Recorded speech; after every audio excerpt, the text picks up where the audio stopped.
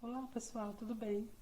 Na aula de hoje nós vamos dar continuidade à aula aí da semana passada. Nós estávamos falando sobre a Segunda Guerra Mundial e nós falamos sobre o início, as motivações, tudo quanto fez com que se iniciasse todo esse processo aí de Segunda Guerra Mundial, ok?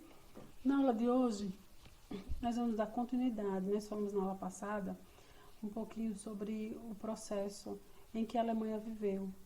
No primeiro momento, no início da guerra, a Alemanha estava vencendo a guerra, estava ganhando. No segundo momento, a Alemanha ela começa a perder aí na Segunda Guerra Mundial. E na aula de hoje nós vamos falar um pouquinho sobre essa continuidade dessas percas da Alemanha aí na Segunda Guerra Mundial e, por fim, o desfecho da Segunda Guerra, ok? Vamos lá começar a nossa aula. E eu quero começar mostrando para vocês essa imagem aí, que foi o dia D.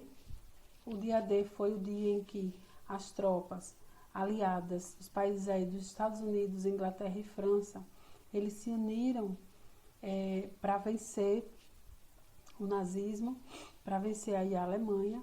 E aí nós temos o dia D vai ser uma operação militar.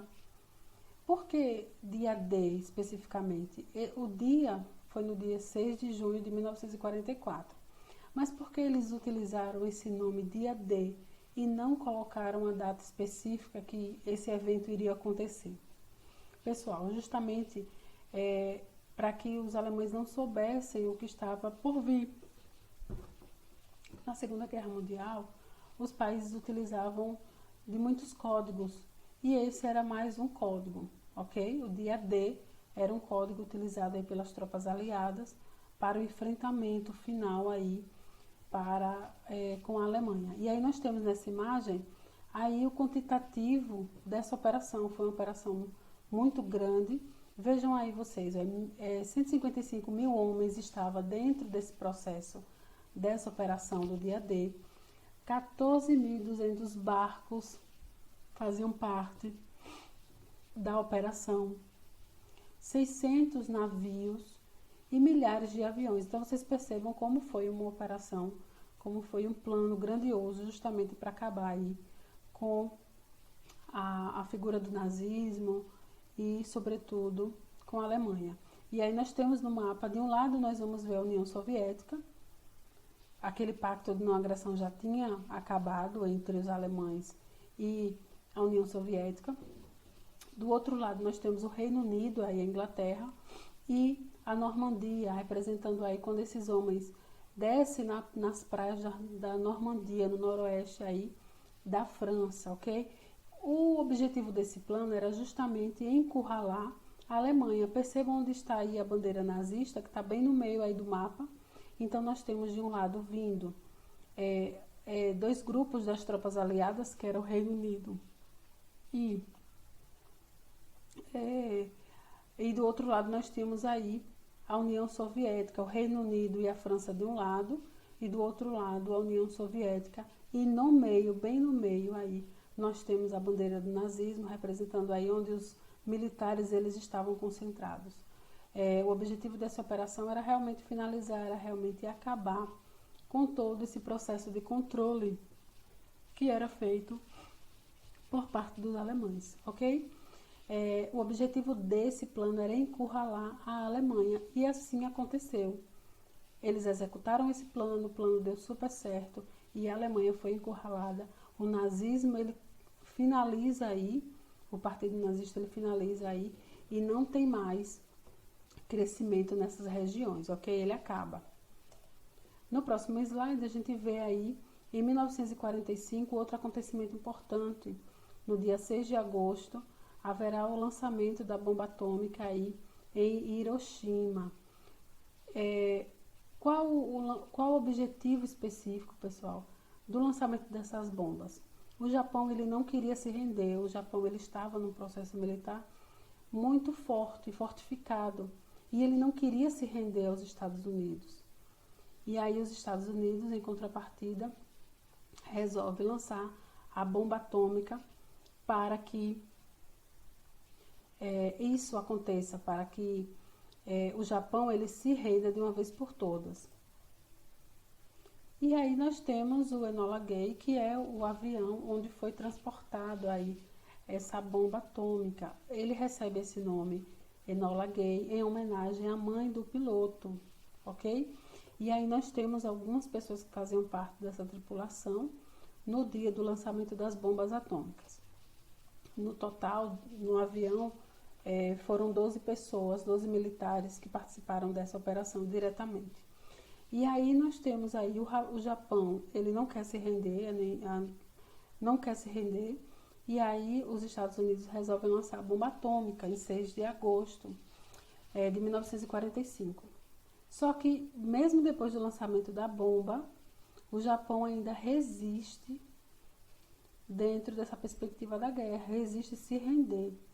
E aí, em 9 de agosto, mais uma bomba atômica é lançada na cidade de Nagasaki. E após o lançamento das bombas, da segunda bomba especificamente, o Japão, assim, vai se render, ok? E aí nós temos aí, mostrando mais ou menos a bomba atômica, como é que ela era, o peso 4,4 kg, tinha cerca de 3 metros, uma bomba imensa, grande, né? Utilizava explosivos convencionais, tinha um cilindro de urânio, 235 disparos contra o alvo para criar uma reação de fissão nuclear em massa e gerando assim a explosão. Little Boy, bomba de mecanismo balístico. Então você percebe aí, vocês conseguem ver as atribuições dessa bomba. Motivo para o lançamento das bombas: render o Japão. Esse era o objetivo principal. Mostrar o poder bélico que os aliados possuíam, aquele grupo ali da França, Inglaterra e Estados Unidos. Eles queriam mostrar força, eles queriam mostrar poder. E de que forma eles iam fazer isso? Enfrentando o inimigo, enfrentando aquele que era o oponente dele naquele momento. E naquele momento, quem estava se colocando como um obstáculo muito grande na frente deles era o Japão. E o Japão também possuía polos industrializados, também havia por trás dessa perspectiva questões econômicas ligadas. Dentro das guerras sempre haverá as questões econômicas ligadas nesse processo, ok? E aí nós temos aí um mapa que mostra justamente esse processo que a gente falou anteriormente agora, das questões relacionadas à economia do Japão. E aí a gente consegue perceber aí a indústria naval, ela faz parte aí desse percentual. Veja aí, a indústria naval, nós temos aí o desenho dos navios, representando aí no mapa a indústria especificamente naval. Nós temos as siderúrgicas, representando aí essa outra imagem. Vocês percebam que existia um número muito grande de siderúrgicas dentro do Japão, ou seja, o Japão estava num processo industrial muito acelerado, muito avançado. Então os países também queriam essa perspectiva, porque isso gera lucro. E era isso que os Estados Unidos também estava de olho. E aí as consequências da guerra, nós vamos ter aí milhares de mortos e, como mais uma das consequências, a divisão da Alemanha. A Alemanha ela vai ser aí partida, uma parte dela, e vai ser dividida entre alguns países. Países vão ser criados, que já já a gente vai olhar ali no nosso mapa, ok? Essa regulamentação, toda a guerra, no final dela, tem uma regulamentação, tem um tratado, tem algo que será assinado, um acordo entre duas partes ou mais partes. Nessa perspectiva aí da Segunda Guerra Mundial, nós vamos ver aí o Tratado de Paris, de 1947. Vocês observem aí.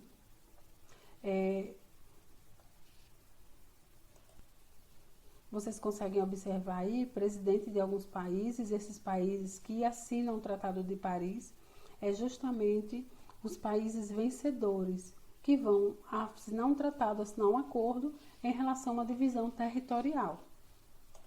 Ok? E aí no nosso mapa a gente consegue perceber isso muito bem. Observe aí, em vermelho, esse mapa aí em vermelho, foram os países que foram criados pós Segunda Guerra Mundial. A Alemanha ela perde uma porção territorial E, e essa outra área territorial que ela tinha invadido, agora será criado aí novos países como a Finlândia, Estônia, Letônia, Lituânia, Polônia, Tchecoslováquia, a Áustria, a Hungria e a Iugoslávia. Esses países aí, eles foram criados após. A Polônia, ela já tinha uma porção territorial. Tanto é que Hitler, ele vai entrar por aquela região da Polônia quando se inicia o processo da Segunda Guerra Mundial. Então, no mapa, a gente consegue perceber muito bem a configuração pós-Segunda Guerra. Ok? Nós vimos aqui que quando se inicia o processo da Segunda Guerra Mundial, a Alemanha ela conseguiu conquistar algumas colônias e territórios e anexou ao seu território. Mas quando finaliza a Segunda Guerra com a perca aí da Alemanha, nós vamos ter aí essa porção territorial que ela tinha pego anteriormente, ela será dividida entre outros países e a partir daí será criado outros países. E aí nós temos o Tribunal de Nuremberg, de 1945 a 1949. Esse tribunal era um tribunal militar e ele consistia em punir, sobretudo, o escalão nazista, aqueles que estavam lá no topo, lá em cima, liderando a liderança militar nazista. Eles vão ser condenados por alguns crimes. Vamos ver aí. 24 nazistas foram culpados. Na teoria, 22 deles foram culpados, condenados. 2 deles, um comete suicídio e outro, ele recebe um afastamento, digamos assim, a não punição, porque ele tem problemas de saúde. Então, os problemas de saúde dele fizeram com que ele não chegasse a completar as penalidades feitas aí pelos aliados, pelos países aliados. E aí nós temos os crimes contra a paz. Eles foram responsabilizados e punidos por conta desses crimes. Crimes contra a paz, de guerra e crimes contra a humanidade. Esse crime contra a paz era um crime, foram os nazistas, foi Hitler com a Alemanha, que iniciou todo o processo da Segunda Guerra Mundial. Então ali ele já cometeu um crime, o crime contra a paz. Estavam todos quietinhos, estavam todos na paz, e agora Hitler inicia esse processo aí de guerra. Segundo, crime de guerra, violação do direito internacional. Quando eu coloco uma guerra na prática para acontecer, nós temos algumas violações, dentre elas a violação do direito internacional, na questão de equipamentos, de armamentos, na violência. No próximo nós temos aí crimes contra a humanidade. Esses crimes estão relacionados com assassinatos, com massacres, experimentações e escravidão. E esse grupo aí acontecia especificamente com a Alemanha, com os nazistas, aí com os campos de concentração, que vocês vão ver na próxima aula, a gente vai falar um pouquinho sobre isso. Então é nessa perspectiva que a Alemanha também será punida contra os crimes aí de humanidade, ok? E aí nós vamos ter a criação da ONU em 1945 e tem por objetivo aí contribuir para o desenvolvimento dos povos. A ONU, que ela é tão importante para os países, para os povos, né? A Organização aí das Nações Unidas. E por último, eu quero encerrar com algumas questões, respondendo aí com vocês sobre essa temática que a gente abordou aí na aula anterior, falando um pouquinho sobre a Segunda Guerra, o início da guerra, o desenvolvimento da guerra, e agora essa segunda parte, finalizando, falando sobre o desfecho da guerra, a perca da Alemanha e a responsabilidade por parte da Alemanha de todos os processos de guerra, a divisão territorial que vai acontecer no pós-Segunda Guerra Mundial e o Tribunal de Nuremberg, que vai ser um tribunal militar, onde o alto escalão nazista vai ser responsabilizado pelos atos aí, pelos crimes cometidos na Segunda Guerra Mundial. Então vamos lá partir para a primeira questão, que diz assim: O rompimento pelos nazistas do Pacto Germano-Soviético, firmado entre a Alemanha e a União das Repúblicas Socialistas Soviéticas, no ano de 1939, fez com que a União Soviética entrasse na Segunda Guerra, em 1943. O que foi o Pacto Germano-Soviético? Pessoal, prestem bastante atenção nesses enunciados. A gente já citou isso na sala de aula, e em algumas aulas anteriores eu já frisei isso aqui para vocês, que em questões de vestibular, questões do Enem, costuma cair imagens sobre esse ponto específico, sobre esse acordo feito aí entre a Alemanha e a União Soviética. E eles acabam abordando essa temática aí com Hitler se casando. Então, é nessa perspectiva, você viu aquela imagem ali do casamento, ela está falando sobre esse pacto, sobre esse acordo. Continuando aí, o que foi o Pacto Germano-Soviético? Alternativa A, política de acordos efetivada por Hitler e Churchill. Alternativa B, efetivação do Pacto Anticomitê entre Alemanha, União Soviética e Japão. Alternativa C, política de acordos entre Hitler e Stalin, de não agressão e neutralidade entre a Alemanha e a União Soviética por 10 anos. Alternativa D, pacto que assegurava à Alemanha o direito de incorporar territórios poloneses com a permissão da França e da Inglaterra. E a alternativa E, política de não agressão entre Alemanha, Inglaterra, Japão e França. Pessoal, sobre essa perspectiva aí, nós já falamos lá na primeira aula. Nós dividimos essa aula de Segunda Guerra Mundial em duas partes. Na primeira parte, aquela parte inicial, e a segunda parte, que foi a aula de hoje. Essa temática aí, que essa questão está apresentando, nós abordamos lá na primeira aula. E aí, o que foi esse pacto germano-soviético, que em provas de vestibular pode aparecer também como o pacto de não agressão. É a mesma coisa. Esse pacto foi feito aí por Hitler e Stalin, um pacto de não agressão. Nem a Alemanha iria agredir a Rússia, nem a Rússia ia agredir a Alemanha. Era um pacto de não agressão. E, consequentemente, países, colônias que elas fossem conseguindo, elas iam dividir no final. Só que Hitler inicia o processo da Segunda Guerra Mundial, só que na metade da guerra, Hitler quebra o pacto. Ele vai invadir a Rússia, ok? Então, ele mesmo vai descumprir o pacto. Vamos à alternativa correta. Alternativa C, política de acordos entre Hitler e Stalin de não agressão e neutralidade entre a Alemanha e a União Soviética por 10 anos. Não esqueçam e lembrem sempre da imagem que eu falei para vocês, eles se casando. Esse casamento representava aí o pacto de não agressão. Joia? Passando para a próxima questão, que diz assim: os Estados Unidos entraram fundamentalmente na Segunda Guerra Mundial no ano de 1941. Quais foram os principais fatores que causaram a entrada dos Estados Unidos na guerra? Lembrem, pessoal, que a gente falou no início do assunto sobre o primeiro momento ali da guerra. Era o momento em que a Alemanha ela estava vencendo. Por quê, pessoal?